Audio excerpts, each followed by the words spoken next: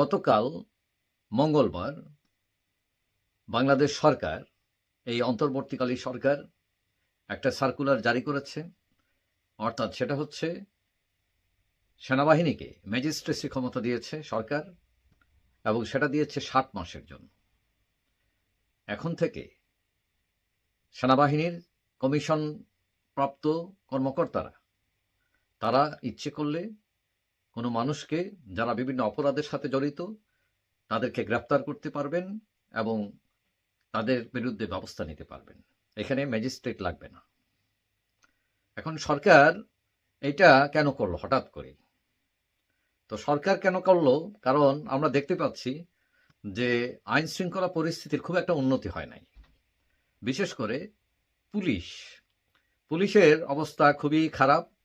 আপনারা জানেন যে তারা অনেকেই পালিয়ে গিয়েছিল, থানা লুট হয়েছিল, অস্ত্র নিয়ে গেছে, আগুন দেওয়া হয়েছে, ডকুমেন্ট পুড়িয়ে ফেলছে, এবং পুলিশের মধ্যে একটা আতঙ্ক ছিল, এবং কিছু কিছু পুলিশ এখনো যোগদান করেন নাই।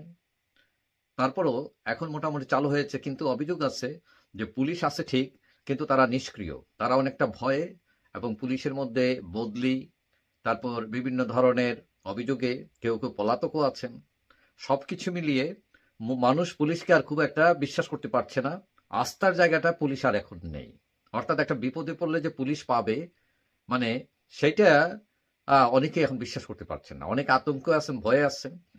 বিশেষ করে আমাদের গার্মেন্টসে এই যে গাজীর এত বড় একটা গ্রুপ অফ ইন্ডাস্ট্রি জ্বালিয়ে দেওয়া হয়েছে, এই যে গার্মেন্টসে অসন্তোষ চলতেছে, এবং এখানে বিভিন্ন ধরনের যারা এই মাস্তান, বিশেষ করে ওইখানে যে জুটের ব্যবসা করে, তারা দখল প্রক্রিয়া লিপ্ত হয়েছেন, এবং সাধারণ শ্রমিকরা তাদের দাবি দেওয়া।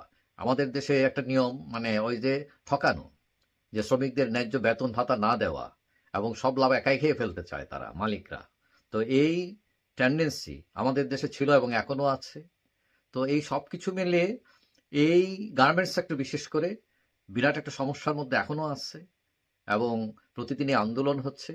সরকার চাচ্ছে এগুলো দমন করার জন্য, এবং শ্রমিকদের ন্যায্য পাওনা যারা তারা পায়, এইটার ব্যাপারেও আলাপ আলোচনা করছে সরকার গার্মেন্টস মালিকদের সাথে। এবং তাছাড়া দুর্নীতিবাজকে ধরা, হত্যা, গুম, বিভিন্ন অপরাধে যারা অপরাধী, এবং ইতিমধ্যেই চাঁদাবাজ, বিভিন্ন কিছু দখলের প্রক্রিয়া শুরু হয়েছে। তো এখন সব কিছুকে ট্যাকেল দিতে হলে এখন পুলিশ আসলে পারছে না, সত্য হচ্ছে এটা। এখন সেনাবাহিনীকে 2 মাসের জন্য ক্ষমতা দেওয়া হয়েছে, ম্যাজিস্ট্রেসি ক্ষমতা, এবং এটাতে যে রাজনৈতিক দলগুলো তারা তেমন কোনো প্রতিক্রিয়া এখনো ব্যক্ত করে নাই তারা। কিন্তু সাধারণ মানুষের যেটা ধারণা, সাধারণ মানুষ অনেকটা সেনাবাহিনীকে বিশ্বাস করে। সেনাবাহিনী তাদের কাছে অনেকটা আস্থার জায়গা। সেনাবাহিনী রাস্তায় নামলে তারা মনে করলে এখন ঠিক আছে, এবং সেনাবাহিনী ঘুষ খাবে না, সেনাবাহিনীকে অন্যায়ভাবে কাউকে মারবে না। এবং আমরা এই যে গত আন্দোলনে দেখলাম, ছাত্র আন্দোলনে পুলিশ একটা, মানে সেনাবাহিনী একটা গুলিও ছুড়ে নাই তারা, এবং এটা অনেক প্রশংসিত হয়েছে সেনাবাহিনীর ভূমিকা। তো এখন সেনাবাহিনী নামানো হয়েছে, সাধারণ মানুষ অনেকেই এটাতে খুশি হয়েছেন।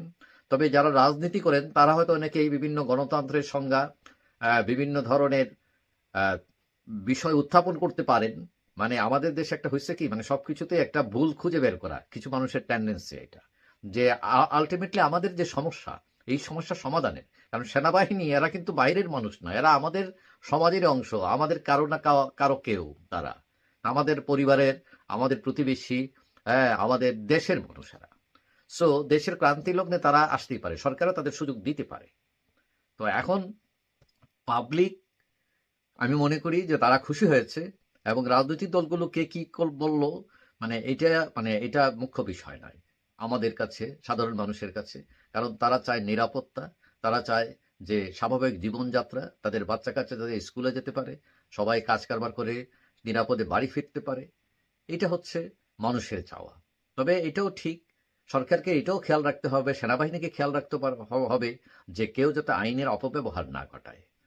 কারণ ওই যে 100% লোক তো আর ভালো হয় না, 1-2 জন উল্টাপাল্টা হয়ে যায়। তবে সেনাবাহিনী যেহেতু একটা শৃঙ্খলিত বাহিনী, আশা করা যায় যে তারা নিয়ম নীতি কঠোরভাবে মান্য করবে, এবং দেশের মানুষের নিরাপত্তা বিধানে, এবং এই যে অরাজকতা, এই যে হত্যা, গুম, চাঁদাবাজি, সন্ত্রাস, এইগুলো বন্ধ করবেন, এই যে আগুন দেওয়া, যে যখন আইন তুলে নিচ্ছে, এইগুলো বন্ধ করে আইন শৃঙ্খলা পরিস্থিতি আশা করি স্বাভাবিক করতে এটা সহায়তা হবে। তো এই ম্যাজিস্ট্রেসি ক্ষমতা সেনাবাহিনীকে দেওয়ায় হয়তো অনেকে অবাক হয়েছেন, কিন্তু আমি মনে করি রাষ্ট্রের প্রয়োজনে, শান্তি শৃঙ্খলা বজায় রাখার স্বার্থে, মানুষের নিরাপত্তার স্বার্থে, সম্পদের নিরাপত্তা, ব্যক্তি জীবনের নিরাপত্তার স্বার্থে সেনাবাহিনী নামতেই পারে। তারা আগেও নেমেছে এবং এখানে অন্যায় কিছু নেই। তবে ওই যে বললাম, অপব্যবহার যাতে না হয় সবাইকে খেয়াল রাখতে হবে সেটা।